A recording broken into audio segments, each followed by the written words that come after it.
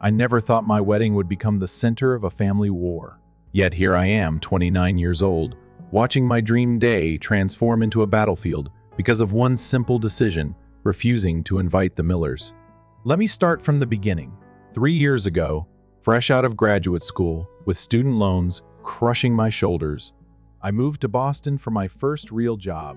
The housing market was brutal. One-bedroom apartments cost more than my monthly salary. That's when my parents suggested reaching out to their longtime friends and business partners, the Millers, who had a guest house they rented out. Only $400 a month, Emma. You won't find a better deal anywhere in the city, my mom had said enthusiastically over the phone. It sounded perfect. Affordable housing in an expensive city. Plus, my parents trusted these people.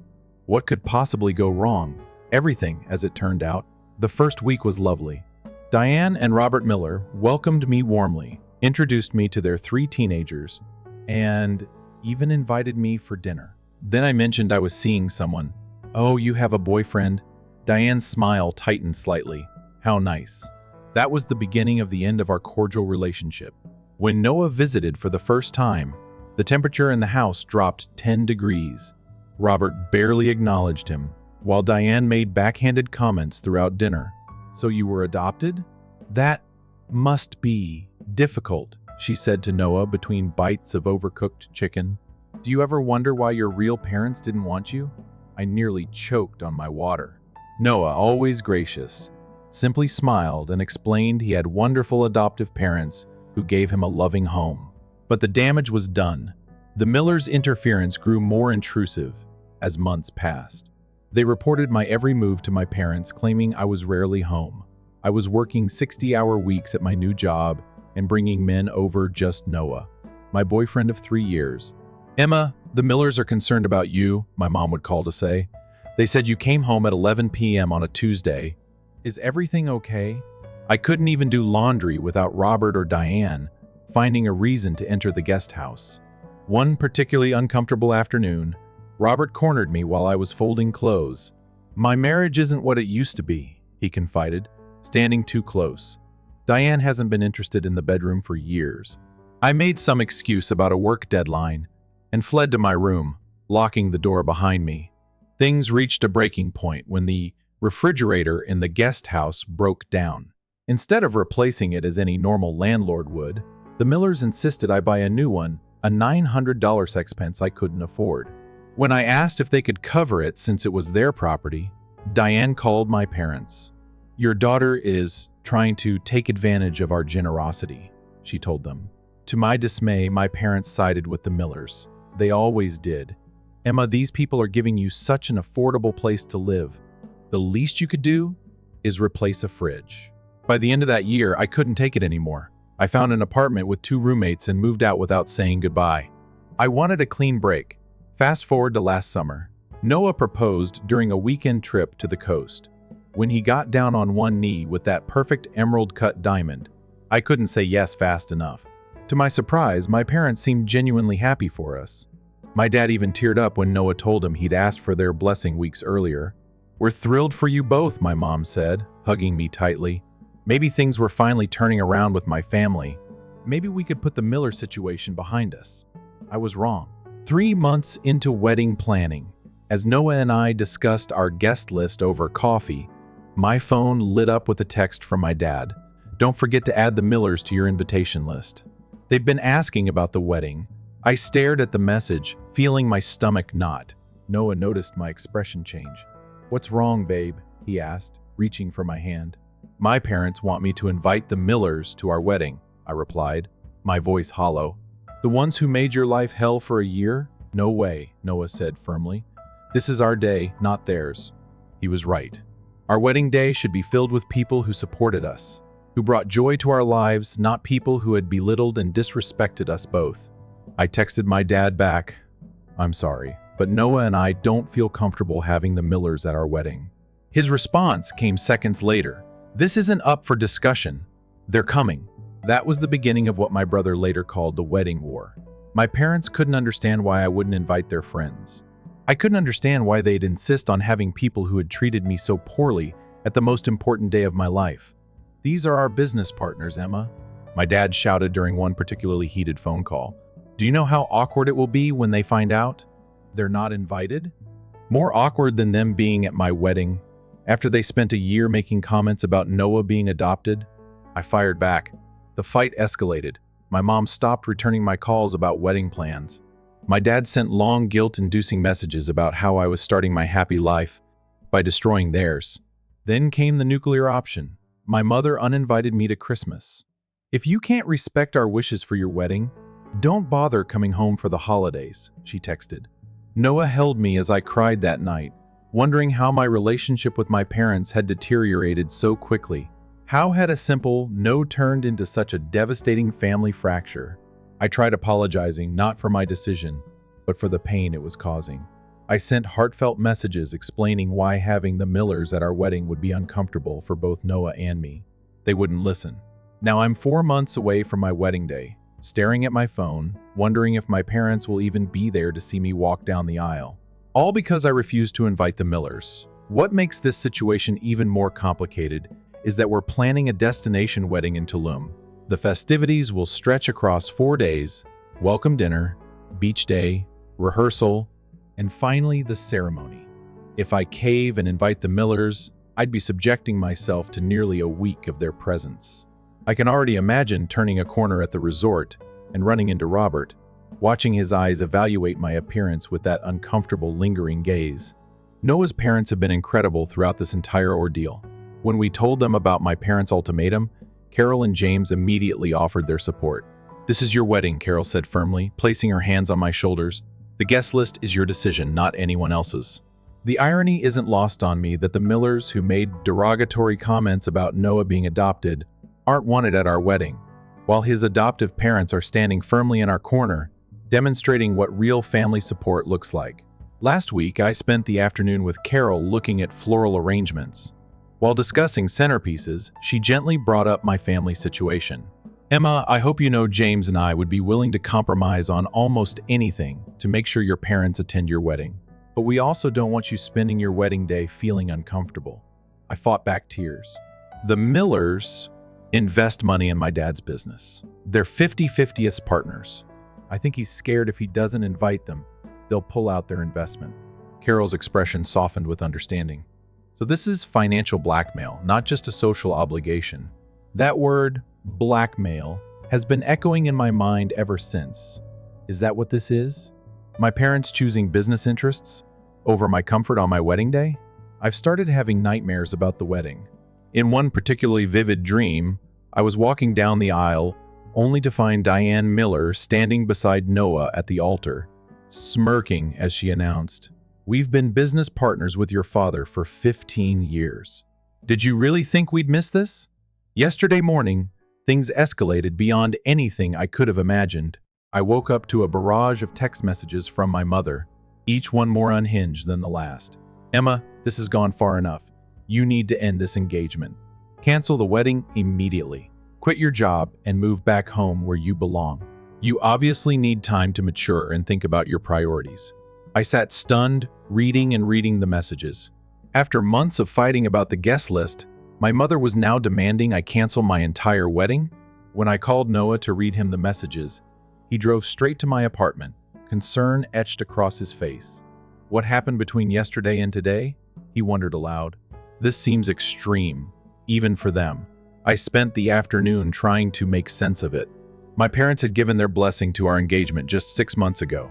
They'd seemed genuinely happy about it. Now suddenly my mother wanted me to break things off completely? My brother Jason called that evening.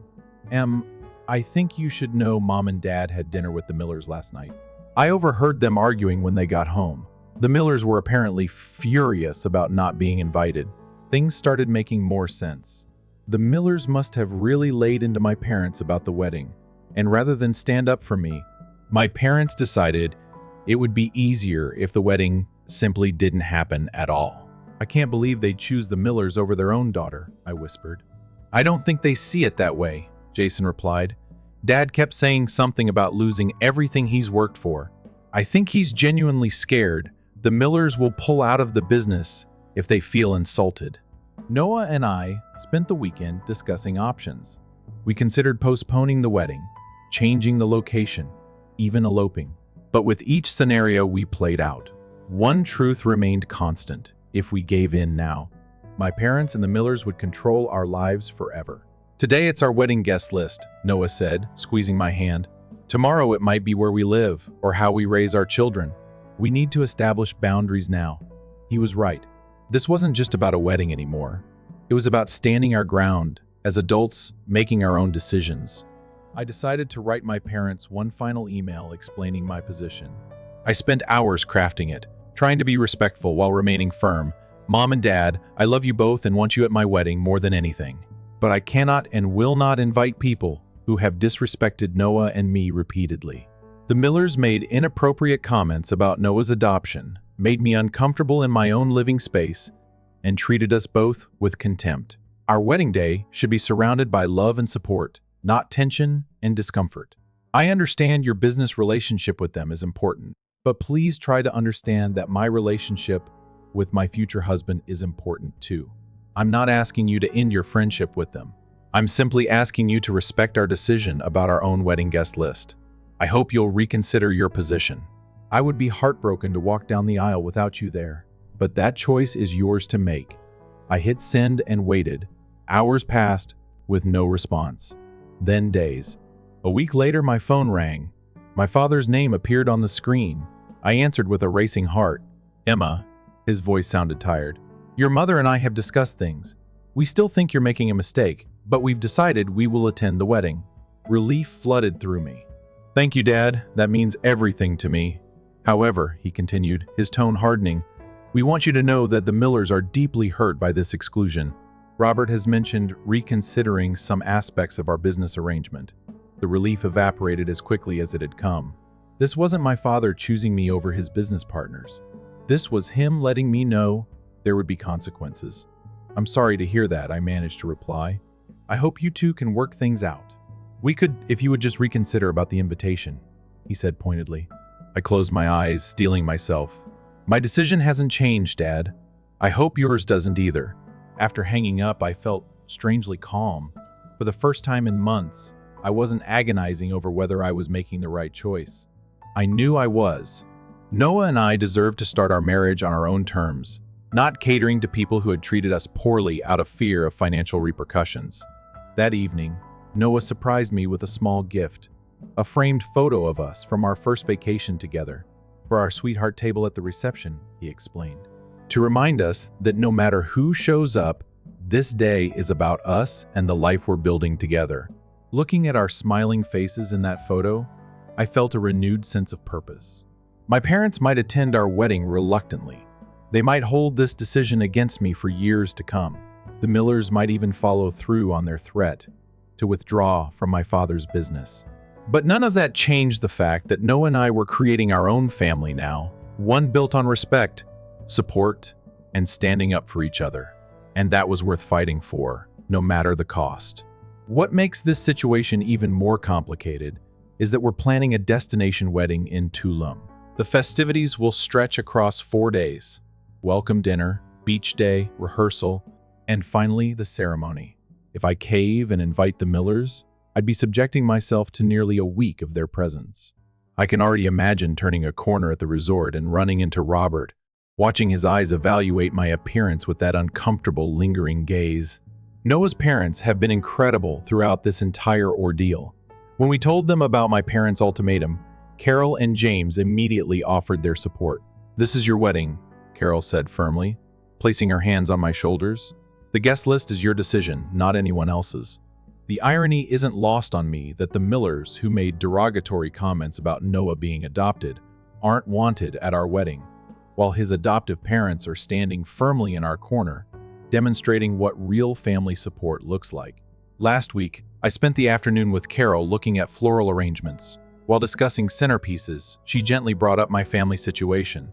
"Emma, I hope you know James and I would be willing to compromise on almost anything to make sure your parents attend your wedding. But we also don't want you spending your wedding day feeling uncomfortable." I fought back tears. The Millers invest money in my dad's business. They're 50/50ths partners. I think he's scared if he doesn't invite them, they'll pull out their investment. Carol's expression softened with understanding. So this is financial blackmail, not just a social obligation. That word, blackmail, has been echoing in my mind ever since. Is that what this is? My parents choosing business interests over my comfort on my wedding day? I've started having nightmares about the wedding. In one particularly vivid dream, I was walking down the aisle only to find Diane Miller standing beside Noah at the altar, smirking as she announced, "We've been business partners with your father for 15 years. Did you really think we'd miss this?" Yesterday morning, things escalated beyond anything I could have imagined. I woke up to a barrage of text messages from my mother, each one more unhinged than the last. "Emma, this has gone far enough. You need to end this engagement. Cancel the wedding immediately. Quit your job and move back home where you belong. You obviously need time to mature and think about your priorities." I sat stunned, reading the messages. After months of fighting about the guest list, my mother was now demanding I cancel my entire wedding? When I called Noah to read him the messages, he drove straight to my apartment, concern etched across his face. What happened between yesterday and today, he wondered aloud. This seems extreme, even for them. I spent the afternoon trying to make sense of it. My parents had given their blessing to our engagement just 6 months ago. They'd seemed genuinely happy about it. Now suddenly my mother wanted me to break things off completely? My brother Jason called that evening. I think you should know Mom and Dad had dinner with the Millers last night. I overheard them arguing when they got home. The Millers were apparently furious about not being invited. Things started making more sense. The Millers must have really laid into my parents about the wedding, and rather than stand up for me, my parents decided it would be easier if the wedding simply didn't happen at all. "I can't believe they'd choose the Millers over their own daughter," I whispered. "I don't think they see it that way," Jason replied. "Dad kept saying something about losing everything he's worked for. I think he's genuinely scared. The Millers will pull out of the business if they feel insulted." Noah and I spent the weekend discussing options. We considered postponing the wedding, changing the location, even eloping. But with each scenario we played out, one truth remained constant. If we gave in now, my parents and the Millers would control our lives forever. "Today it's our wedding guest list," Noah said, squeezing my hand. "Tomorrow it might be where we live, or how we raise our children. We need to establish boundaries now." He was right. This wasn't just about a wedding anymore. It was about standing our ground as adults making our own decisions. I decided to write my parents one final email, explaining my position. I spent hours crafting it, trying to be respectful while remaining firm. "Mom and Dad, I love you both and want you at my wedding more than anything. But I cannot and will not invite people who have disrespected Noah and me repeatedly." The Millers made inappropriate comments about Noah's adoption, made me uncomfortable in my own living space, and treated us both with contempt. Our wedding day should be surrounded by love and support, not tension and discomfort. I understand your business relationship with them is important, but please try to understand that my relationship with my future husband is important too. I'm not asking you to end your friendship with them. I'm simply asking you to respect our decision about our own wedding guest list. I hope you'll reconsider your position. I would be heartbroken to walk down the aisle without you there. But that choice is yours to make. I hit send and waited. Hours passed with no response, then days. A week later, my phone rang. My father's name appeared on the screen. I answered with a racing heart. "Emma," his voice sounded tired, "your mother and I have discussed things. We still think you're making a mistake, but we've decided we will attend the wedding." Relief flooded through me. "Thank you, Dad. That means everything to me. However," he continued, his tone hardening, "we want you to know that the Millers are deeply hurt by this exclusion. Robert has mentioned reconsidering some aspects of our business arrangement." The relief evaporated as quickly as it had come. This wasn't my father choosing me over his business partners. This was him letting me know there would be consequences. "I'm sorry to hear that," I managed to reply. "I hope you two can work things out." "We could if you would just reconsider about the invitation," he said pointedly. I closed my eyes, steeling myself. "My decision hasn't changed, Dad. I hope yours doesn't either." After hanging up, I felt strangely calm. For the first time in months, I wasn't agonizing over whether I was making the right choice. I knew I was. Noah and I deserved to start our marriage on our own terms. not catering to people who had treated us poorly out of fear of financial repercussions. That evening, Noah surprised me with a small gift, a framed photo of us from our first vacation together, for our sweetheart table at the reception, he explained. To remind us that no matter who shows up, this day is about us and the life we're building together. Looking at our smiling faces in that photo, I felt a renewed sense of purpose. My parents might attend our wedding reluctantly. They might hold this decision against me for years to come. The Millers might even follow through on their threat to withdraw from my father's business. But none of that changed the fact that Noah and I were creating our own family now, one built on respect, support, and standing up for each other. And that was worth fighting for, no matter the cost. As the wedding date grew closer, I tried to focus on the positive aspects, finalizing the menu, confirming flower arrangements, and completing our honeymoon plans. Noah's mother stepped in to help with all the tasks my own mother would typically handle. She never mentioned the tension with my parents or made me feel guilty about it. Instead, she embraced me like a daughter, offering wisdom and support when I needed it most. My future sister-in-law, Lauren, became my impromptu maid of honor after my childhood friend backed out, claiming she couldn't afford the trip to Tulum. I suspected my mother had something to do with her sudden budget concerns, but I chose not to press the issue. Lauren had always been warm toward me, and having her stand beside me felt right. 3 weeks before the wedding, I received an unexpected call from my brother. "Emma, something weird is happening," Jason said, his voice low as if he were afraid of being overheard. "Mom's been showing people your old high school photos and telling them you were such a sweet, obedient daughter back then. And Dad's been having these closed-door meetings with the Millers. I overheard him say something about teaching her a lesson she won't forget." A chill ran down my spine. "What do you think they're planning?" I asked, dreading the answer. "I don't know for sure," Jason admitted, "but whatever it is, it's not good. Just be prepared for anything." That night, I told Noah about the conversation. His jaw tightened as I relayed my brother's warning. "Maybe we should hire security for the wedding," he suggested, only half joking. I wouldn't put it past the Millers to cause a scene. I laughed nervously, but the thought had already crossed my mind. What if they showed up uninvited? What if my parents brought them despite our wishes? The wedding was in Mexico, not exactly somewhere we could easily turn people away if they appeared. The following day, I received an email that sent my anxiety through the roof. It was from my mother, with the subject line, "A compromise." The message was brief. "Emma, your father and I have decided we will attend your wedding without the Millers. However, we are hosting a pre-wedding celebration at our home next weekend for all our friends, including the Millers. We expect you and Noah to attend. This is non-negotiable." My hands shook as I forwarded the email to Noah. This wasn't a compromise, it was another demand. Another attempt to force us into a situation where we would have to face the Millers. I called my mother immediately. "Mom, we won't be able to attend a party next weekend. We have final wedding arrangements to make here." Her voice was cold when she responded. "If you can't make time for this small request, perhaps we won't be able to make time for your wedding after all." The threat hung in the air between us. I was tired of the manipulation, tired of the guilt trips. "That's your choice to make," I said finally, surprised by the steadiness in my voice. "Our invitation to you and Dad still stands.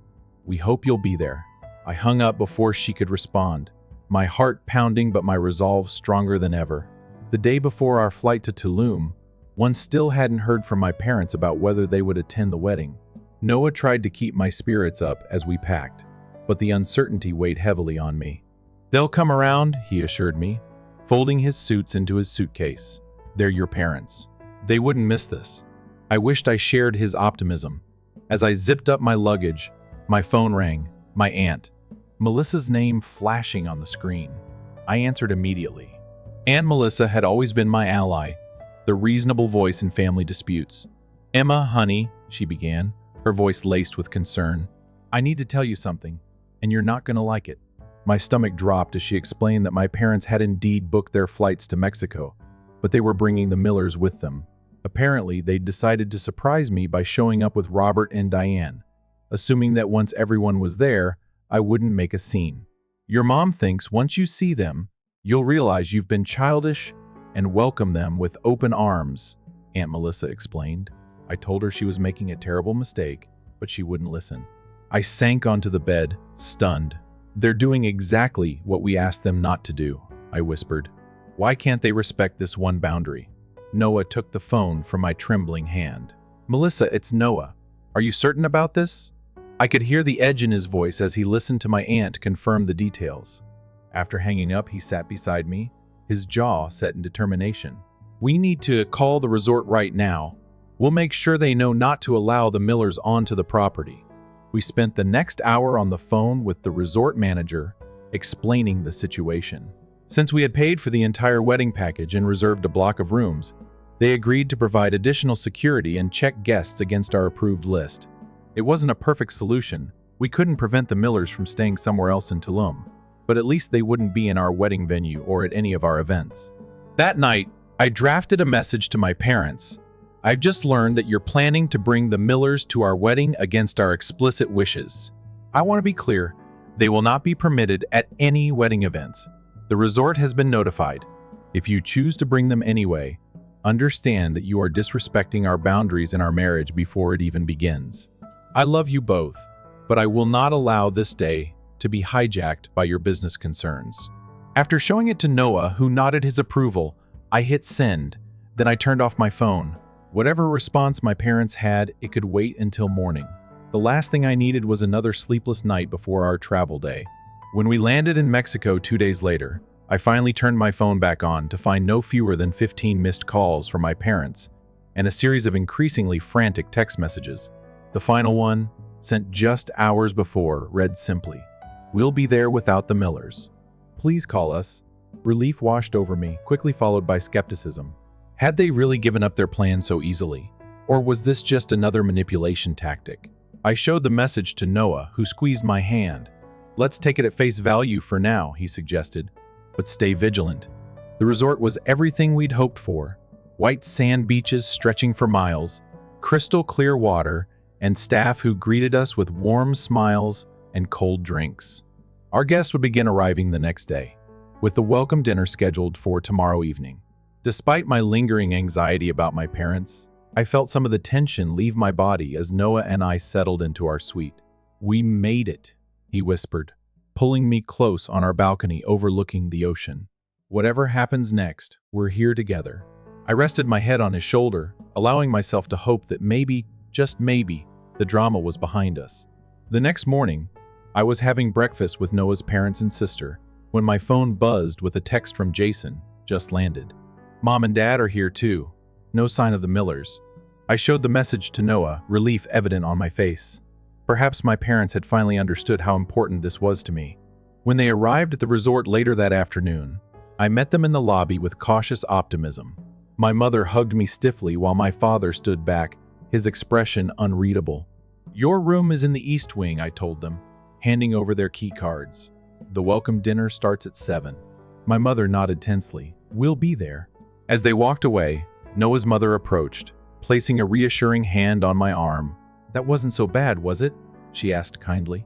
I wished I could share her optimism, but something in my parents' demeanor left me uneasy. They hadn't brought the Millers, but they were clearly unhappy about it. I couldn't shake the feeling that we hadn't heard the last of this conflict. The welcome dinner that evening was a beautiful affair, tables set up on the beach, lanterns glowing against the darkening sky, the sound of waves providing a soothing backdrop to conversations and laughter. Noah and I made our rounds, greeting friends and family members who had traveled so far to celebrate with us. My parents sat with my brother and his wife, barely interacting with anyone else. Several times I caught my mother checking her phone, her expression growing increasingly agitated. Halfway through the dinner, my father abruptly left the table, walking toward the resort with his phone pressed to his ear. I tried not to let their behavior affect me, focusing instead on our other guests who were genuinely happy to be there. After all, nearly 60 people had come to share in our joy. I wouldn't let 2 unhappy faces ruin the evening. As the night wound down, Noah's sister Lauren pulled me aside. "Your dad's been on his phone all night," she whispered, and I overheard him mention the Millers' names several times. My stomach clenched. "Do you think they're still planning something?" Lauren squeezed my arm. "I don't know. but I've asked a few of Noah's cousins to keep an eye out, just in case. Try not to worry, we've got your back. The next day was meant to be relaxed, a group excursion to some nearby cenotes in the morning, followed by free time for guests to explore Tulum or enjoy the resort amenities. Noah and I were just about to join the excursion when my brother came running up to us, out of breath and clearly distressed. "Emma," he panted, "they're here. The Millers just checked into a hotel down the beach." The blood drained from my face. "Are you sure?" Jason nodded grimly. "Dad's with them right now. I followed him when he left early this morning. They're staying about half a mile away." Noah's expression hardened. "This stops now," he said firmly, pulling out his phone. "I'm calling resort security to make absolutely certain they understand these people are not to be allowed anywhere near our events." While Noah spoke with security, I tried to process this betrayal. My parents had promised they wouldn't bring the Millers, yet here they were, lurking just down the beach. Had that been their plan all along? To placate me with false promises, while still ensuring their precious business partners could be nearby? The excursion forgotten, Noah and I spent the next hour reinforcing security measures with the resort staff. We provided photos of the Millers that Jason had on his phone and made sure every staff member working. Our events knew they were not permitted entry under any circumstances. That evening, as we prepared for the rehearsal dinner, I received a text from an unknown number. "Emma, this is Diane Miller. Your father gave me your number. We're hurt that you've excluded us from your special day after all we've done for you. Robert and I would like to meet with you tomorrow morning to clear the air before your ceremony. Please don't let misunderstandings ruin what should be a happy occasion." I showed the message to Noah, my hands shaking with anger. "The audacity," he muttered, shaking his head. "After everything they put you through." I deleted the message without responding and blocked the number. Then I sent a message to my father. "I know the Millers are here, and I know you've been in contact with them. This is your final warning, Dad. If they show up at any of our wedding events, you and Mom will be asked to leave as well. I won't allow anyone to disrupt our day, even my own parents." Within minutes, my father appeared at our suite door, his face flushed with anger. "You need to stop this childish behavior," he hissed when I opened the door. "The Millers have been nothing but generous to you. They gave you a place to live when you couldn't afford rent." I stood my ground, looking him straight in the eye. "They made my life miserable for a year. They disrespected Noah repeatedly. They commented on his adoption as if it made him less worthy. And you want them at our wedding because of business?" My father's expression flickered, a moment of doubt before the anger returned. "You have no idea what's at stake here," he snapped. "My entire business could collapse." Noah stepped forward, his voice calm but firm. "With all due respect, sir, that's not Emma's problem, and it certainly shouldn't be hanging over our wedding day." My father stood in the doorway of our suite, his face a storm of conflicting emotions. "You have no right to dictate who I associate with," he said, his voice dropping to a dangerous whisper. "The Millers have been our friends for 20 years. 20 years, Emma. Long before you met Noah." Noah placed a protective hand on my shoulder. "This conversation isn't productive right now. We have a rehearsal dinner to attend." My father's eyes narrowed at Noah. "You've poisoned her against us. She was never this difficult before you came along." The accusation hung in the air like smoke. I felt something inside me crack, the last thread of hope that my parents might put me first. "Just this once."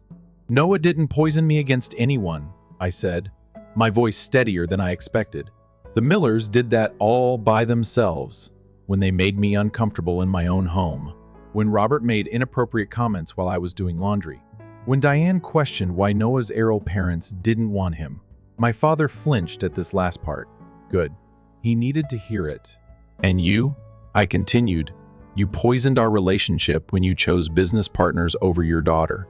When you threatened to skip my wedding if I didn't bend to your will." "That's not fair," he started. "No, what's not fair is you bringing the Millers to Tulum after promising they wouldn't come. What's not fair is making my wedding about your business interests." I stepped back, pulling Noah with me. "The rehearsal starts in 30 minutes. You and Mom are still welcome to attend. The Millers are not. That's my final word on the subject." I closed the door before he could respond, then leaned against it, trembling. Noah wrapped his arms around me. "I'm so proud of you," he whispered into my hair. Do you think they'll actually show up tonight? I asked. I don't know, he admitted. But whatever happens, we'll handle it together. The rehearsal dinner was set in a private garden within the resort stone pathways lined with flickering torches, tables adorned with tropical flowers, and strings of lights creating a canopy of stars above us. It should have been magical. Instead, I spent the first half hour anxiously scanning the entrance, watching for any sign of my parents, or, worse, the Millers. Try to relax, Noah's mother urged, handing me a glass of champagne. The security staff knows what to do. I nodded, taking a grateful sip. Carol was right, I couldn't spend my entire wedding weekend on high alert. Just as I was beginning to enjoy myself, mingling with Noah's extended family, my phone buzzed. A text from Jason, SOS. Mom and Dad are at the entrance with the Millers. Security stopped them. Dad's causing a scene. My heart plummeted. I showed Noah the message. I'll handle this, he said grimly. You stay here. No. I gripped his arm. We do this together. We made our way to the garden entrance where my father was indeed causing a scene, his voice rising as he argued with the resort security manager. This is ridiculous. These are our personal guests, he was shouting. Behind him stood my mother, looking uncomfortable, and the Millers, Robert with a smug expression, and Diane with a look of feigned hurt on her face. Emma, Robert called when he spotted me. There you are, sweetheart. Tell these people there's been a misunderstanding.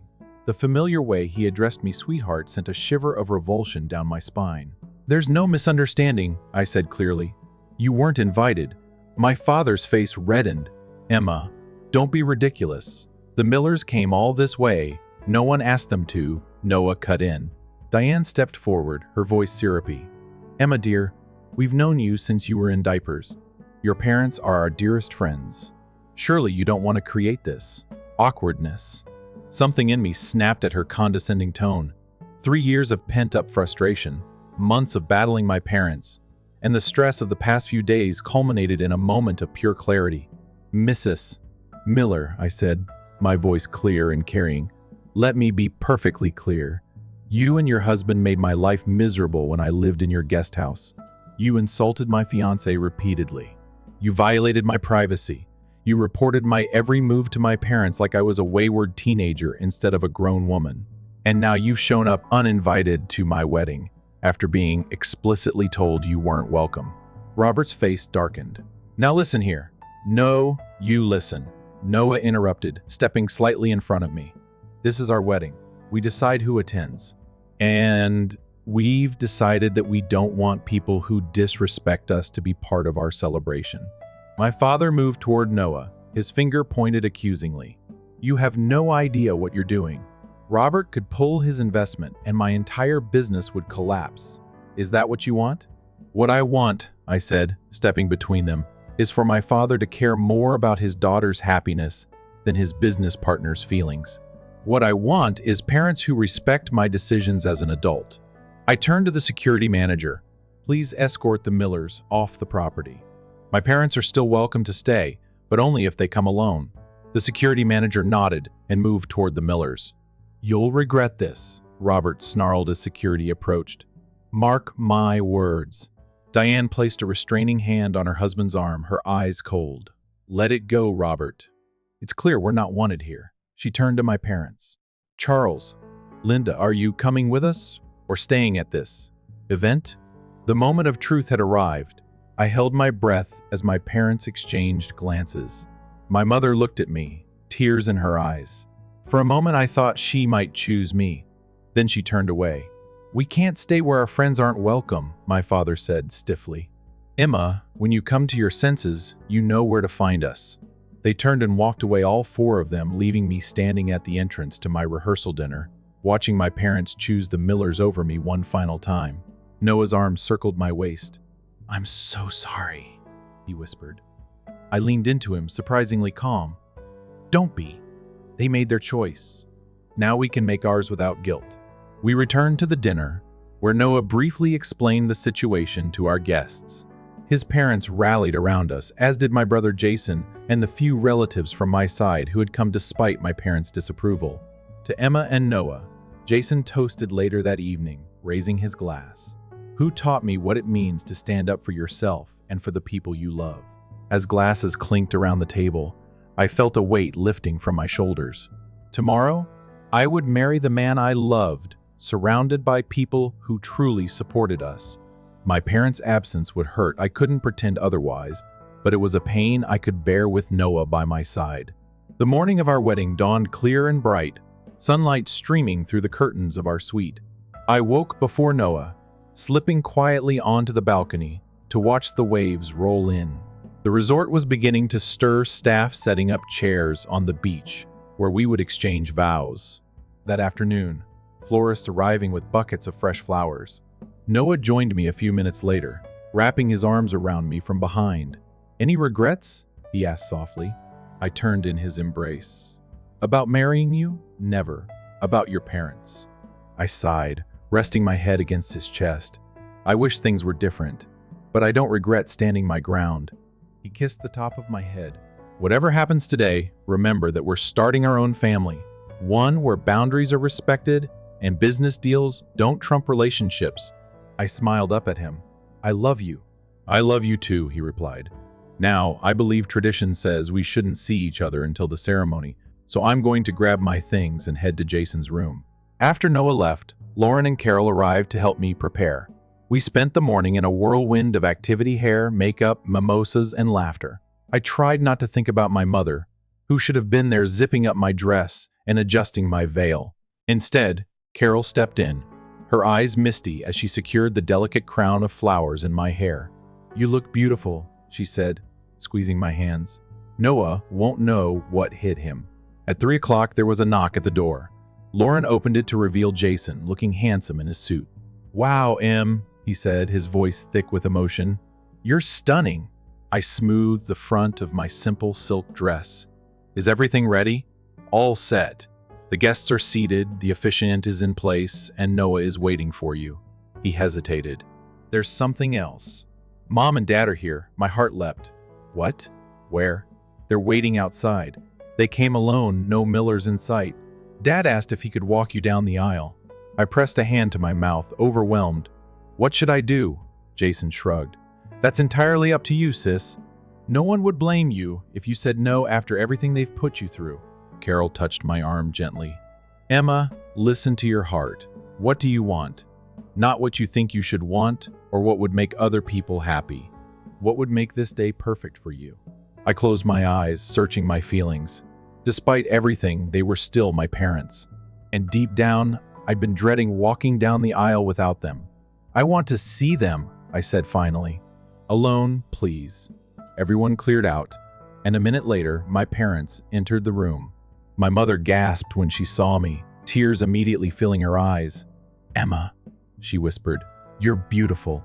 My father stood awkwardly behind her, emotion evident on his face despite his attempt to remain stoic. "You came," I said simply. "We couldn't miss our only daughter's wedding," my mother replied. "No matter what." "What about the Millers?" I asked, unable to keep the edge from my voice. My father stepped forward. "They're gone, back to Boston." "What about your business? The investment?" He sighed heavily. "Some things are more important than business." It took me too long to remember that. He reached for my hand tentatively. "I'm sorry, Emma. Truly sorry. I put money and relationships with the wrong people ahead of my relationship with you. I should have protected you from Robert's inappropriate behavior instead of enabling it. I should have listened when you told us how uncomfortable they made you and Noah. We both should have," my mother added, wiping away tears. "Can you forgive us?" I studied their faces, searching for signs of manipulation or insincerity. But all I saw was regret, love, and hope. "I forgive you," I said finally, "but things need to change going forward. Noah and I are building our own family now. We need to know you respect our boundaries and our decisions." "We will," my father promised. "Starting today," I took a deep breath. "In that case, Dad, I'd be honored if you would walk me down the aisle." His face lit up with relief and joy. My mother embraced me carefully, mindful of my dress. "We love you so much," she whispered, "and we're so proud of the strong woman you've become, even when that strength was directed against us." Jason reappeared at the doorway. "It's time," he announced, grinning at the sight of our reconciliation. As the familiar strains of music began, I took my father's arm. We made our way down to the beach where rows of white chairs faced the ocean. My mother was already seated in the front row, dabbing at her eyes. Noah's parents sat beside her, Carol reaching over to squeeze my mother's hand in a gesture of support and forgiveness. And there, at the end of the aisle, stood Noah, his face breaking into a radiant smile when he saw me approaching on my father's arm. In that moment, I knew with absolute certainty that we had made the right choice, not just in refusing to invite the Millers, but in every decision that had led us to this perfect moment. My father placed my hand in Noah's, then stepped back to join my mother. "You look incredible," Noah whispered. "So do you," I replied, taking in his linen suit and the joy in his eyes. As the officiant began the ceremony, I glanced around at the gathered faces, Noah's family, my brother, the handful of relatives and friends who had stood by us, and now, unexpectedly and wonderfully, my parents. This was our family, now people who respected our choices, supported our decisions, and chose love over control. The ocean breeze carried the scent of salt and flowers as we exchanged our vows, promising to love, honor, and respect each other. When Noah slipped the ring on my finger, his hand steady and sure, I knew that whatever challenges we faced in the future, we would face them together, standing firm in our boundaries and strong in our love. Later, during the reception, my father approached us, champagne in hand. "I've been making some phone calls," he said. "I'm restructuring the business, buying the Millers out." "Dad, you don't have to do that," I began, but he shook his head. "Yes, I do. Not just for you, but for me. Robert Miller has been controlling me through that business partnership for years. It's time I took back my own company and my own life." He raised his glass in a toast to boundaries. "May I learn to respect yours as I finally establish my own." Noah and I clinked our glasses against his. "To boundaries," we echoed. As the celebration continued around us, music playing, people dancing, laughter filling the warm evening air, Noah pulled me close for a dance. "Was it worth it?" he asked. "All the fighting? All the stress?" I looked around at our wedding, perfectly imperfect in all the ways that mattered. My parents dancing nearby, tentative steps toward healing already begun. Noah's family embracing mine with open arms. And most importantly, the man in my arms who had stood beside me through it all. Every moment, I answered truthfully, I wouldn't change a thing. The Tula moon rose over the ocean, casting silver light across the water, as Noah and I began our new life together, not just as husband and wife, but as architects of our own family story, one built on respect, support, and the courage to stand firm for the things that truly matter. Story 2. The entitled family that left me insists that I buy my entitled sister a wedding gown for $6,000. As the CEO's executive assistant for a rather large fashion company, I essentially serve as my boss's slave and carry out her orders. There are various facets to my work, and new things might always arise. There are benefits to my career, yet it may be exhausting at times. I frequently receive complimentary outfits, mostly for my boss's large occasions. Although it wouldn't look good if I were wearing anything from a different designer, my employer also offers me any apparel that has flaws or isn't up to his standards. People seem to assume I'm stuck up because of this, but I assure them that's not the case. I truly value my boss's actions, since there was a period when I had very little money and was unable to purchase either luxury or inexpensive food or clothing. My supervisor once said that one of her bridal gowns had a flaw. It was not as long as it should have been. I didn't know anyone who could use one, but she asked if I did. My employer gave it to me even though my best buddy of 5 years had gotten engaged a few months earlier, and I subsequently handed it to my friend. Since I was 20, my friend has supported me. She took me in and guided me through a really difficult time. There is nothing in the world that I love more than her. But this is when things start to get nasty. After seeing my friend's article expressing gratitude to me, my boss, and my family began receiving calls and texts. It's crucial to understand that I don't get along well with my family. When I came out to my parents at the age of 16, they expelled me. Compared to my parents, my sister wasn't any better. Actually, even before I was expelled, we didn't get along. She was extremely self-centered and entitled. After that, I battled for a while, After that, I lived with my aunt until I was 18, which was difficult because we didn't have much money. After attending design school and obtaining an internship, I was hired by my present employer. It wasn't until my family learned that I was employed by a multi-million-dollar corporation and earning a respectable salary. Did they wish to return to my life all of a sudden, which I permitted in order to prevent drama? In essence, my sister and mother contacted to ask why I gave the clothing to my friend rather than my sister. She was apparently getting married. I was completely unaware of her engagement. Family should come first, they said as they scolded me. By the way, they are the same individuals that expelled me when I was 16. They even recommended that since family should come first, I try to make amends for my buddy. They began berating me in front of my extended family after I told them bluntly that would never happen. My extended family also began insulting me and messaging me. It's absolutely wrong that my sister even attempted to phone my boss to voice her displeasure. A little more good news to update. Today, my friend texted me to tell me that she and her friend agreed to use the wedding gown. Among them, 3 of the 5 are already engaged. That strikes me as sweet. P.S. Her girlfriends are all lovely women, and I know them all quite well. A few messages asking if this could be used for a video were received after the second update. You don't have to inquire. You are welcome to use it. If you do, please share a video with me so I can watch it. Well, thank goodness they gave us permission. You can't see me, but I'm winking right now. But I feel like the person making this post has done pretty much everything right. I feel like for any reason, if your family kicks you out at 16, you're kind of entitled not to like them or want to talk to them. And on their side, the "oh family" means more than anything excuse.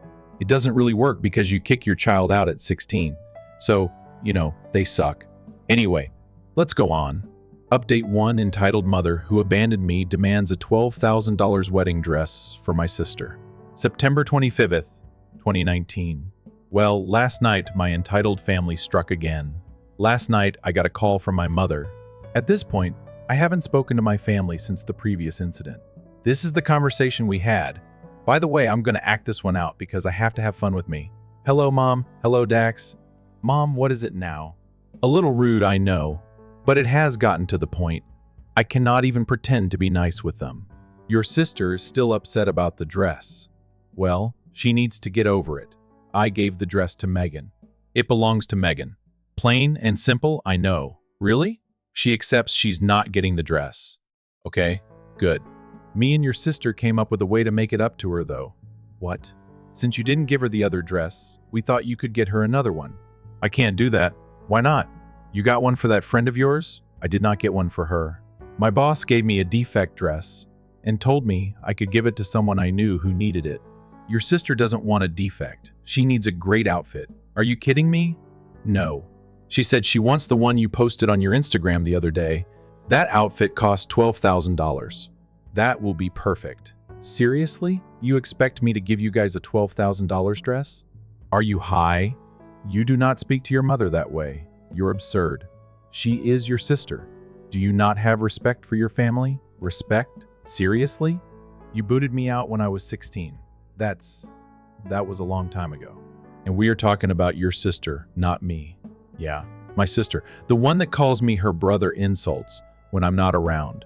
I'm not obtaining her dress from work. And that is final, all right? However, helping her by one is the least you can do. Do you mean me? This is when I hung up. She made a few follow-up calls, but I simply ignored them. I seriously thought about disconnecting them once more. This is becoming absurd. Well, 2, but 1 was enjoyable to play out. Given that both the mother and the sister are crazy, I'm sure that was not enjoyable to live out. I can't fathom the agony of just saying to my own parents, God, that's awful. However, yes. Let's go on. Last update, I refused to give her an outfit worth $12,000, so her entitled sister tried to assault me. May 4, 2021. Things quickly became serious, and I had to take small legal action against my parents and large legal action against my sister. I also uploaded a few more tales, but I had to remove them for my own protection. I stopped blogging about the legal case because it was draining, notwithstanding my promise to do so, even if I wasn't much in the mood to write about it when it was finished. In fact, I removed my initial account. I had already attempted to return, but I was still unprepared. However, I just saw my tail in a well-liked TikToker's video while browsing Facebook. I wanted to provide an update after seeing their link page here. Here it is then. Thus, the pandemic struck 2 months after my sister was placed under a no-contact order. My spouse, who was my boyfriend at the time, and I shared a little one-bedroom apartment. We relocated to his parents' farm before things got out of hand, since they had a large farmhouse with lots of space. I was so ecstatic that words cannot express it. A few weeks after moving out, we took this action. My sister returns to my flat. Our doorbell cam captured everything even if we weren't home. I am not permitted to distribute the video as it is legal proof. When she arrived, she began pounding on my door. She began by chanting my name and urging us to open up, but then she began to use a variety of slurs and obscenities. Basically, it was F word this, F word that. Subsequently, she began to threaten us with death. We initially assumed she was only making threats. However, the danger became detailed and unsettling. We showed the police the footage, but since they didn't know who she was, they weren't able to do much. America is not where my sister resides. Both of us were born outside of our nation. When I was 18, I came here on a student visa. My sister still stays in our home country, so my fiance and I had to essentially sit in terror. After that, I obtained a work visa and legally became an American citizen a year ago when I married my husband. Our unit was smashed into and destroyed once more a few days later. My sister was at the door, as seen via the doorbell cam. Fortunately, she was apprehended this time as she was fleeing the scene. My sister got into a lot of difficulty because she went abroad during a pandemic in addition to what she did to us. At the time, there were travel restrictions in place in both the US and our nation. How? My sister managed to get beyond it. I don't know. In the end, they chose to return my sister home to be dealt with there after she spent a month in the state while they considered her options. Unfortunately, this means I don't know what her charges are. My sister and parents haven't messaged me, perhaps because they don't want to become involved directly. Back home, my sister is facing some severe charges, but I've received a lot of hate mail from my other relatives who blame me for her ordeal. Well, there you have it. I felt compelled to update, even if it wasn't that thrilling. Not very thrilling. What? Holy shit.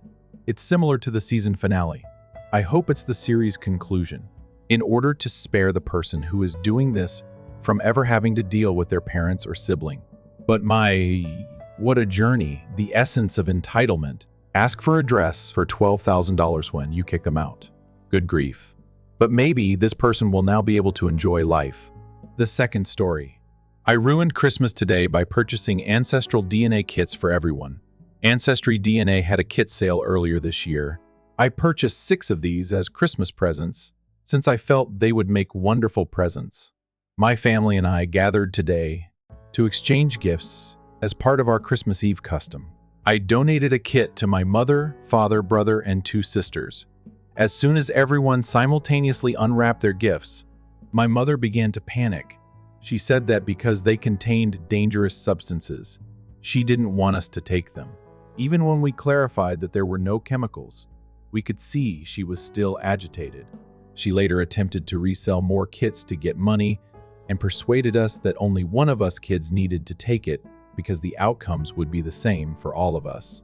After an hour of our parents arguing upstairs, we are downstairs attempting to determine who has a different father. For Christmas, the first purchased ancestral DNA kits for every member of my family. My mother began to panic. My dad may not be my dad anymore because of the arguments between our parents. Update. I sincerely appreciate all of your love and support. Regardless of the test findings, my brother, sisters, and I have not yet made up our minds about taking it. No matter what, we will always love our parents and one other. The second update. There is no ruin to Christmas. In fact, my mess became a Christmas miracle. As it happens, my sister's father died not long after she was born. After helping Mom get through the most difficult period of her life, a close friend of hers fell in love with her, and the rest of our family was born. Because yesterday night was so difficult for my mom, they didn't tell us. For the first time, she had the strength to share pictures and tales with us, which really strengthened our bond as a family. This Christmas will always be remembered. Indeed, we are all eager to learn the results of our tests. Happy Christmas to all of you. P.S. I apologize. My mother is not a harlot. You're not my father. No. What a roller coaster that was. A Christmas whirlwind. God, oh geez. I don't want to do those Ancestry DNA kit tests because of this. One was handed to me. Although I don't believe it will happen to every family, I said, no, I don't want to know anything more about my family. You can't make such stuff up, my God. The third story is that I brought my fiancé home to see my family and then departed without a fiancé. After 3 years of dating, I, 35, became engaged to E31M in March of this year. Up until I presented him to my family, it was pure happiness. It was crucial that he have my family's approval, so we traveled home to see them. I did it to please him, even though I didn't care. Everyone looked really delighted for us and welcomed him. My oldest brother proposed a camping vacation for siblings in a cabin up north before the trip ended, so that we could bond and get to know my fiancé away from our parents. I was hesitant since I don't usually spend this much time at home, but I finally accepted that the vacation was going well, so I relaxed and chose to enjoy spending time with my siblings in the mountains. But everything changed the day before the tour ended. It was just 11 in the morning when my sister and her husband got into their 17th dispute of the day. She remained there sobbing as her husband stormed out. I proposed a trek to help everyone decompress because I'm not good with other people's feelings. To allow my sister to speak freely if necessary, my fiancé proposed that our siblings depart. He said he would only check some emails while we were out when I inquired if he was certain. My sister expressed her desire to return home early in the hike. She said she wanted to get her thoughts straight, so I offered to walk her back. She returned to the cabin while we hiked on. My brother and his wife wanted to explore after the hike, but I just wanted to take a shower, so I went back to the cabin. Even though it was a few hours later, my sister's car was still outside. I went inside, ignoring it. From upstairs, I heard faint groans followed by a recognizable grunt. My sister and my fiancé were together in the worst possible way when I went upstairs. I felt something shatter inside. I silently gathered my belongings, left my ring on the counter, and snapped a picture of what I saw. I turned off my phone, sent the photo to the family group chat, and walked away. The following day, I had over 75 text messages from my fiancé and 47 missed calls from my family. Her husband was rude to my fiancé after receiving the text while he was heading back to the cabin. At first, I thought my actions were justified. Although I detest it, I did. Even though what they did was awful, I now realize that sending that picture to the family chat was wrong and disgusting, and the innocent family members didn't deserve to be involved. My engagement is over. After removing myself from the family group chat, I haven't discussed it with anyone. It has felt so empty these past few months.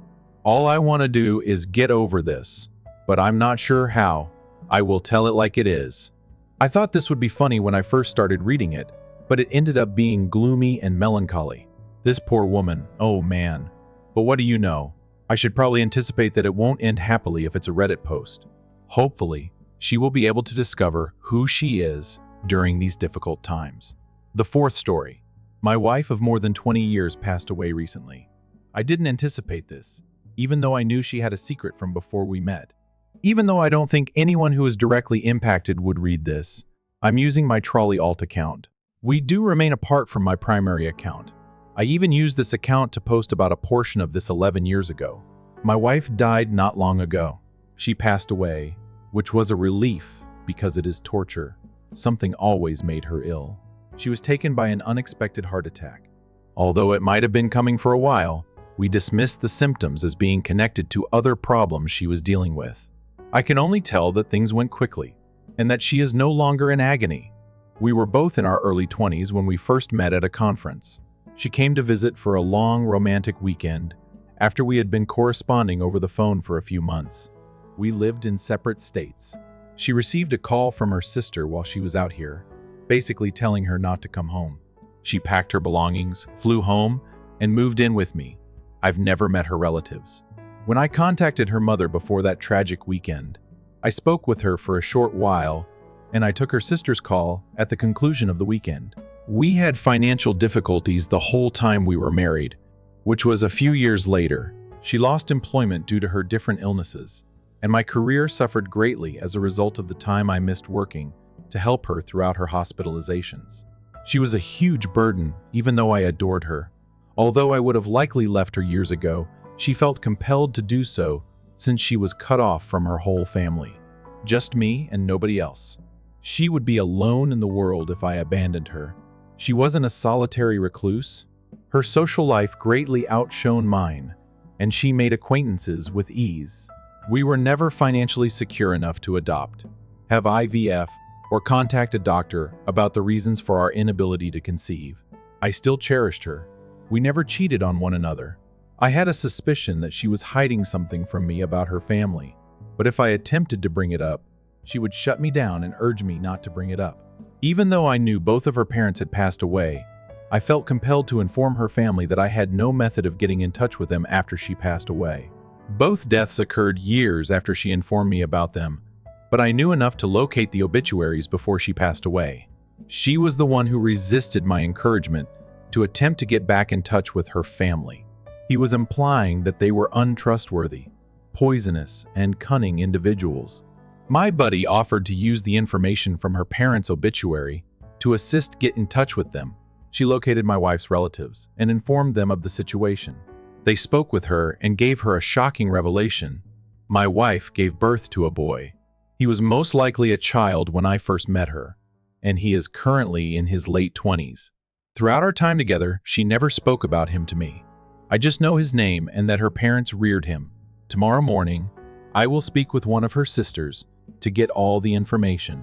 This is obviously a chapter in her life, which is why I feel conflicted. For some reason, she never wanted me to know. Additionally, it doesn't seem like something a mother who is so kind and caring with her children and other people would do. She may have gone away due to circumstances surrounding the child's birth. I'm not really sure why she did this, but I have mixed feelings about it. In the event that her family is as terrible as she has always made them out to be, I will likewise be skeptical of anything they say. My life partner passed away, and I'm in grieving after learning that she wasn't who I had assumed she was. Update: I learned a lot about my wife's family via our phone conversation with her sister. The train was in ruins. Parents and grandparents have abused their children verbally, mentally, and physically for generations, probably going back 100 years or more. Incorporate mental health conditions such as paranoid schizophrenia, bipolar disorder, and multiple personality disorder. Getting out was undoubtedly a good thing. What about the son? He's not sure yet. It's been years since he last spoke to his sister. A family train disaster. She can call him though. Surgery, which is planned for around the same time as the funeral, is one of the sister's ongoing medical problems. And once she is in, which should be in a month or two, we will let him know. We'll see. She kept the father's identity a secret. At 19, she gave birth to him. During her first year in college, she became pregnant. She had told me that during her freshman year, she had been sexually abused. Both of them began making out while intoxicated. He went on even though she begged to stop. It was found to be consensual after she reportedly reported it to the school. I'm not sure if the baby was born as a result of the sexual assault, whether it was unrelated to this or whether she made the decision after the fact in order to deal with the unintended pregnancy. I am aware that it's horrible to not believe a woman who says she was sexually assaulted. It was 25 or 30 years ago. Therefore, it is quite possible that he is a victim of sexual assault. Abortion was most likely off the agenda because of the family's strong religious beliefs. Despite her strong pro-choice stance, my wife declared she would never have an abortion after our early pregnancy scare, and an adoption was set up. However, my wife abruptly backed out. Between the ages of 1 and 3, my wife reportedly left him with her parents. The sister told me one narrative, but based on my knowledge of her past, the child would have been a little older than 2 when I first saw her. When I first met her, she was attending a neighboring college and lived with her parents. The child must have been living with her when he was 5 years old. He was formally adopted by his grandparents. My wife would hang up on them whenever they tried to contact her. One certified letter was returned undeliverable. My wife's lack of participation supposedly caused the procedure to take a year to finish. By this point, we were most likely married, but I had no idea. According to the son, she left him when he was 14 years old. I'm not sure what was said to him previously, but he didn't take it well. Homeless and drug abusing episodes followed. See the family train disaster discussed earlier. About 4 or 5 years ago, the youngster wanted to know about his parents. The sister made contact over Facebook Messenger and the phone. My wife blocked them after hanging up on them. At that time, he was finished and didn't want anything more from his mother.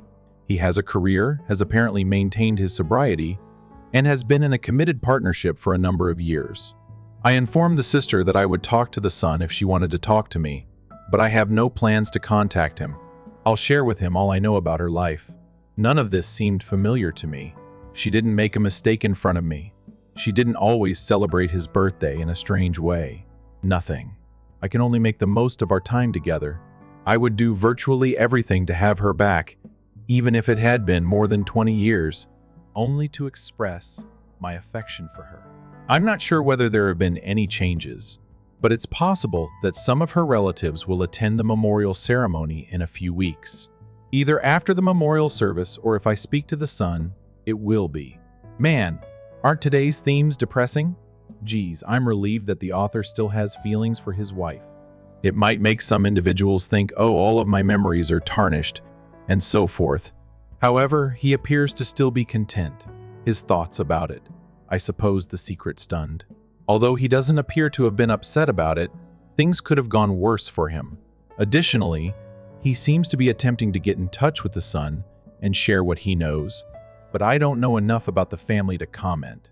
And I believe the son may have earned the knowledge about his mother. Thus, alright, that's a story 3. I, man 31, was falsely accused of sexual assault by my 24-year-old cousin F. After over a decade, my family is now getting in touch with me. Hello? Although I've never had an account on Reddit, I've been reading several articles since someone on another site linked to the subreddit. Tell me if this is the incorrect subreddit, please. Please be patient with me, as English is not my native language. The title pretty much sums it up. I simply don't know what to do. Wounds are being torn apart, and an old anger is resurfacing. I'll give you some background.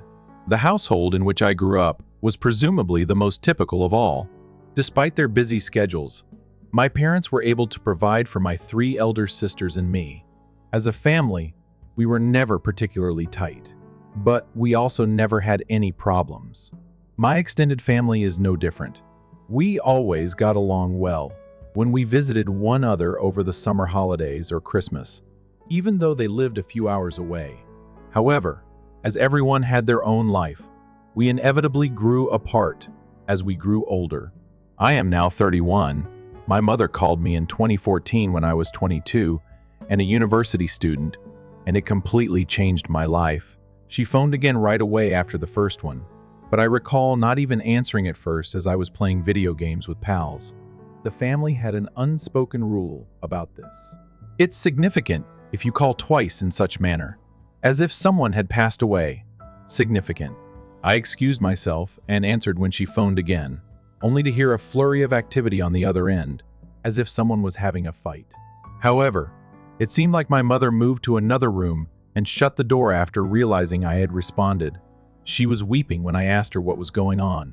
Although my recollection of this discussion is a little hazy, she essentially asked me if I had anything to confess about E, who is my mom's side cousin and was 15 years younger than me at the time. I hadn't seen E in years at that time. I just declined and inquired as to the nature of this. She just sobbed even more and began accusing me of sexually abusing E when we were kids, saying that E had told my sister everything, and that my sister had informed my mother and my aunt, who were both 9 and 16 at the time, about it. When I entered my room, she was playing, and I began kissing and feeling her under her clothing. My mother yelled for me to speak, but I was unable to do so, and that was ridiculous. I recall thinking this had to be some sort of offensive joke, that it's untrue and that E is lying was the last thing I recall saying. However, my mother continues by describing how E provided such a thorough account of the location and method that she continued asking, "Did you do this? Have you done this?" No, I simply yelled back at her. Every time, it ended with my mother putting me on speaker and my parents declaring that they don't want to interact with me and that I should never get in touch with them again. Later that day, two of my sisters blocked me after essentially calling me repulsive in a text message. I know it's strange, but I took a long shower following that call. I still don't understand why I did that. I began texting and contacting everyone, including E, as soon as I got down. Those who hadn't banned my phone by then promptly did so once no one responded. My father was the only one to respond, texting me to cease communication because they wanted time to recover. I haven't spoken to any members of my family since that day 9 years ago. It would be an understatement to say this effed me up. For weeks following that, I was in a daze and didn't eat much. The fact that I was already under a lot of stress, and this was just before I was due to defend my bachelor's thesis, didn't help. Fortunately, my co-writer saw that something was wrong and intervened to let me have the easy portions of the chat. I'm positive I wouldn't have succeeded without him. It goes without saying that nobody attended my graduation, which marked the beginning of the worst time of my life. For the first year, I was afraid that the police would come to my house and take me into custody for sexual assault. I'm living off of my savings because I didn't get any work. I did oxy and drank a lot. I also became angry and aggressive. The fact that no one was around is the only reason I didn't injure anyone. Once when I broke a glass, my neighbors called the police on me. Since no one else was in my apartment, I was able to persuade the policemen that I had simply dropped the glass, and they left. I didn't sleep at night. Instead, I thought of ways to harm E and ensure that no one ever found out. I even considered ways to commit the things she had accused me of, but much worse. I'm not proud of it. I know that. In late 2015, I got my first actual job in my profession. Then and only then did things begin to get better. I dedicated all of my time to my work since it provided me with a regular task. I drank less, but the healing process took time. I've been sober for more than 4 years and have a bigger smile. I made it a point to purchase myself a beautiful birthday present because I made decent money and lived frugally. Legos, a VR headset, a motorcycle, and last year, I bought a little house instead of my awful apartment. Having my own garage and garden to tend to was a long-held ambition of mine. This has given me even more confidence. My life is presently going well. I continue to have issues. For the past few years, I've been taking antidepressants, and although they do assist, it's not in a pleasant way. They just take out the evil ideas and put the dead ones in their place. I also have very little faith in other people. I've made an effort at dating, but I've only gone out twice with 2 different ladies. At that point, it's really difficult to talk like a regular person. And if my prospective spouse inquired about my family, what would I say? Oh, we're no longer communicating after they accused me of a horrible crime. But I promise I didn't do anything. My therapist, whom I really adore, is the only woman I actually talk to because my field is heavily dominated by men. I'm sorry if this content was hard to understand. Even on my best days, I struggle with words. So as it all came back to me, I began to ramble. Since it's becoming long, I'll get right to my present problem. My mother texted me a couple of days ago. I gazed at the notice for hours before reading it since it felt surreal, and I was initially afraid to do so. Then came another text yesterday. They essentially say text 1 when translated. Hello, my name. We haven't spoken in such a long time. We want to know how you're doing because we miss you. In this lengthy note, she talks about my sisters and the growing size of my nieces and nephews. I had no idea that I was an uncle. Being aware that you are loved and always will be. Text number 2, parents. Hello, my name. After what occurred, we can understand if you don't want to speak with us. But pay attention. At a family get-together last month, the topic of you came up. He was downplaying all that had happened to her at this time. She eventually acknowledged that nothing had happened, and that she most likely had a dream since it had become so embarrassing. This horrified all of us. We did what we believed was the only thing we could do to safeguard E when we last spoke. We are aware that this does not justify the way you were handled. We were all upset with her since what we'd done was wrong. We have phoned and spoken the truth to everyone we know. Your sisters want you to meet their families, and we all want to talk to you. If you have the capacity to forgive us, kindly write back. Parents, that's my current predicament then. They're sure I've seen it, but I haven't responded. To be honest, I'm furious. Now, A lot of horrible memories from the past are resurfacing. I'd rather not forgive them. Furthermore, I wouldn't put my confidence in myself to be in the same room with them at this moment.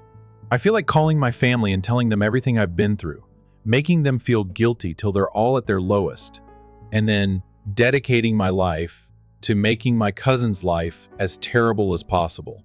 With my motorcycle in my lawn to keep me company, the other half of me wants to ignore them and carry on with my mediocre lifestyle. Edit. I don't know anyone.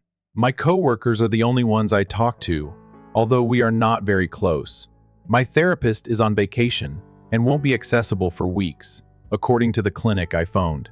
Since I don't want to see anyone else but her, I'm left with online strangers. So please. From here, whither to go? Should I disregard them and carry on as is? Or should I respond? If so, what exactly should I write? I'm not exactly sure how picking up those old threads would make my life better, but I'm rather certain that meeting them in person would be a poor idea for the foreseeable future. No matter how awful it sounds, when they apologize, I've had dreams of them falling to the ground and kissing my feet.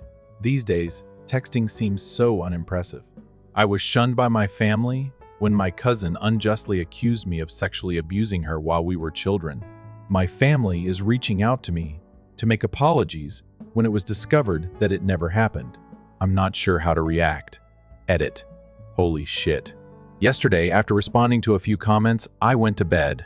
When someone just told me to wait for my therapist to return something that had slipped my mind, I was pleased. There are currently 1,300 comments. When I come home from work, I'll attempt to read them all, but I can't possibly answer them all. All I want to do is talk about something.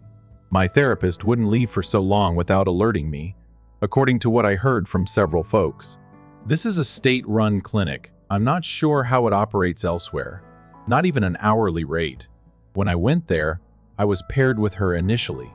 This implies that she will keep inviting me to further encounters.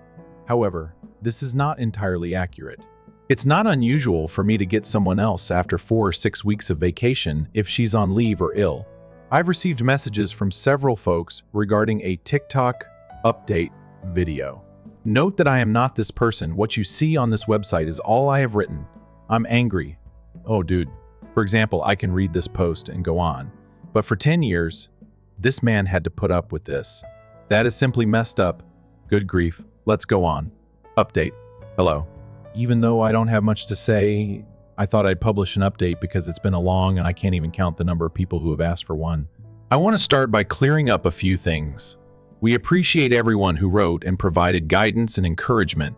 Please know that I have read them and apologize for not being able to respond to them all. I also want to thank everyone who got in touch with me to chat about my interests and divert my attention. I apologize for my lack of response, but I know that you all meant well to the overtly antagonistic people who were counseling me rather than allowing a religious figure to enter my life and even threatened to have me stop taking antidepressants. No, a lot of individuals advised me to take legal action. For several reasons, I chose long ago not to include this in my initial article. In the best scenario, I wouldn't gain anything, and she would receive a smack on the wrist. The legal hassle isn't worth it, in my opinion. And suppose I were to somehow lose all of her legal fees. 3. I've received a number of messages regarding the phony upgrades. There are some phony updates on YouTube and TikTok, as I said in an update to my previous article. If you saw something on other platforms that you didn't read in the text below or in the post that is linked above, it wasn't from me. I simply want everyone who reads my original posts to know that these films are not made by me, even if I don't really care about others posting phony updates. Even my original post about our relationships, which included these updates, was allegedly accessible to someone. That is untrue. Now that I have things resolved, I will add what is truly happening in my life at the moment. Please be aware that I made the initial post out of rage, and that I needed a wake-up call since I had no idea what to do. I received that within the first 5 to 10 replies. I really only needed it. My therapist and I have met. She was able to reschedule my 1st September appointment, and thus far we have had to speak. She read many of your comments as well as the original post. However, she would have preferred that I confide in her coworkers. She was ultimately happy that you guys advised me to wait and relax a little. She has direct experience of my anger. I won't go over everything we discussed, but the bottom line is that I might reply to my parents eventually, but it won't be anytime soon. In order to help those who have asked, my therapist and I will go over everything I've started writing down and share with my family. They haven't made an effort to get in touch with me. This issue will no longer be updated by me, not anyone on Reddit, including direct messages. If there are any more phony updates, I won't comment unless it's something really significant. Although I don't mean to be impolite, and I value all of the support, there are moments when it is really exhausting. When the moderators locked the comments on the first post, I was almost relieved. Finally, I want to express my gratitude to everyone who has been sending me well wishes and asking how I'm doing. Additionally, I am still alive for those who are writing the check. You don't need to do that, so don't worry. I'm off for work for a while and not by the computer much. I'm busy painting my garage. So like I said, that's just it. Yeah, but also the people making fake updates. Are you kidding me? I feel like I should say something since we're making these type of videos, bro. What? There's so many real Reddit posts. You freaking dorks make some better content, not fake content. Anyway, next story. Story number 2. I, 35, am feeling salty about the recent orgasm math with my partner at 20:08 a.m. Did I ask for too much? I, 35, have been very happy with my current partner, 28. And for more than a year now, he's been more attentive than any other. And not just in the bedroom. Although it's often the best sex of my life. We moved in together 2.5 months ago. All my friends fully approve and can tell I've been really happy. He's usually so considerate, and we have a great base of mutual respect. But the last 2 weeks have honestly left me feeling hurt, frustrated, and a little blindsided by the turn of events, because we've never had any real issues. The story that led to my frustration told her at the end, in the last 2 weeks, I came down with mononucleosis. My adventure with it included 2 trips to my GP doctor, one which the doc said and looked at me, "Your tonsils look terrible." Terrible was out of work for 8 days, had a trip to the ER, and I even had to cancel travel plans for a family member's funeral because I couldn't recover in time, which was super disappointing. My throat was nearly swollen shut for several days. I was eating ibuprofen around the clock, and the pain was nearly unmanageable. After all that, the nausea and vomiting set in because I had so little of my stomach besides medications. I was miserable through all this. My boyfriend was super attentive, asking if I needed anything, and anxious to get me to eat and rest. He practically dragged me to the hospital because I'm super stubborn about seeking extra care, and I'm very anti-dependent, and I was in terrible shape while this was all happening. He was still constantly initiating sex. Anytime I looked to be half comfortable enough for any period of time, there came a day or two. I declined, and he was appreciative of that. But most days I tried to offer him some sexual attention, PIV or other pranks, frequently more than once. I know his sex drive is inherently stronger than mine, and I eventually do want to accommodate his demands. Yet, he was not returning the effort to make sure I was pleased during practically any of this. When I eventually started to truly feel better, and the last time we had sex, he did just enough to make me interested in sex. And when he finished before me, I nearly sobbed in frustration. A day later, after brooding and realizing we'd had no fewer than 8 intimate encounters in a row, when there was very little in it for me, I let him have it and basically told him this: the next time we have sex, it better be freaking wonderful for me, or I'm going on strike. He chuckled at little way I said it, and I answered that he was sorry if it had been mediocre lately, and that the length of time in between things definitely contributed to that. Honestly, brevity was not the issue. It was the apparent disdain for my satisfaction. He's certainly capable of gratifying me if he makes an effort. I went on.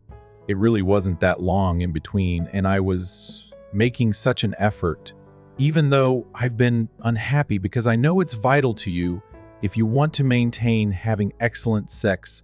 If you want me to continue engaged in our sexual connection, I get to complete to 80% of the time, or you're really going to have frequency difficulties, because I'm going to lose interest and stop putting the effort in. You'll return to, depending on yourself and your dejected hand, if I don't find it enjoyable." He didn't dispute. "All right, I understand," he responded. "But since then, no sex has taken place. I admit that I was too severe.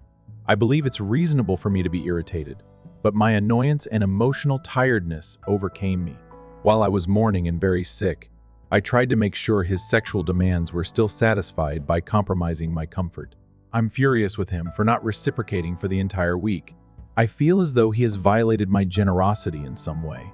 Additionally, I don't mean to be a jerk and keep score, but I think it should be obvious that if you and your partner are having 99% to 100% orgasmic sexual encounters, and your partner is only climaxing 30% of those or less, then your partner's natural desire to offer themselves up will decrease. Is it unreasonable to expect a woman to climax 80% of the time? It makes sense that this person is unaware of how fortunate he is. What an idiot! What a fool! What a stupid fool! Oh my God. It is like a commercial deal when it comes to sex, ladies and gentlemen. Only when everyone wins does it work. If no one. You failed at sex if neither side is winning. Speak with the folks of your partner. All right, I'm finished.